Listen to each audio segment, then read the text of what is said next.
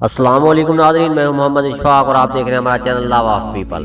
ناظرین، اللہ کی طاقت کے آگے کوئی چیز کھڑی نہیں ہو سکتی۔ دنیا کے بڑے سے بڑے سائنسدان اللہ کی طاقت کے آگے ڈھیر ہو جاتے ہیں۔ دنیا کا مضبوط ترین خیال کیا جانے والا بحری جہاز، دنیا کا نہ ڈوبنے والا بحری جہاز ٹائٹینک اپنے ہی پہلے سفر میں غرق ہو کر سمندر کی تہہ میں چلا گیا تھا۔ غیر ملکی نیوز ایجنسی کی رپورٹ کے مطابق اس کے متعلق کئی تحقیقات سامنے آ چکی ہیں۔ نئی تحقیقات میں شمسی طوفان کپتان کی رہنمائی کرنے والے نظام میں خلل کی وجہ قرار دے دیا گیا تھا۔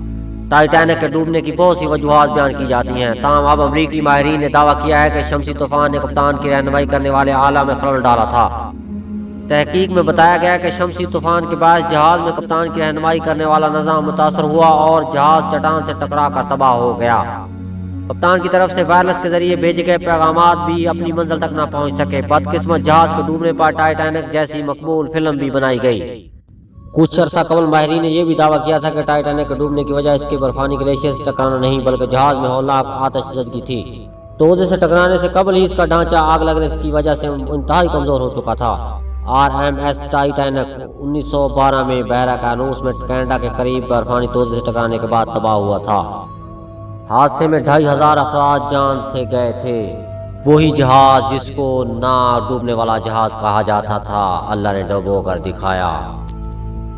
ناظرین، اگر آپ کو ہماری ویڈیو اچھی لگے تو لائک، شیئر اور سبسکرائب ضرور کیجیے گا اور ساتھ میں لگے بیل آئیکن کو ضرور دبائیے گا تاکہ ہماری ہر آنے والی ویڈیو آپ تک پہنچتی رہے۔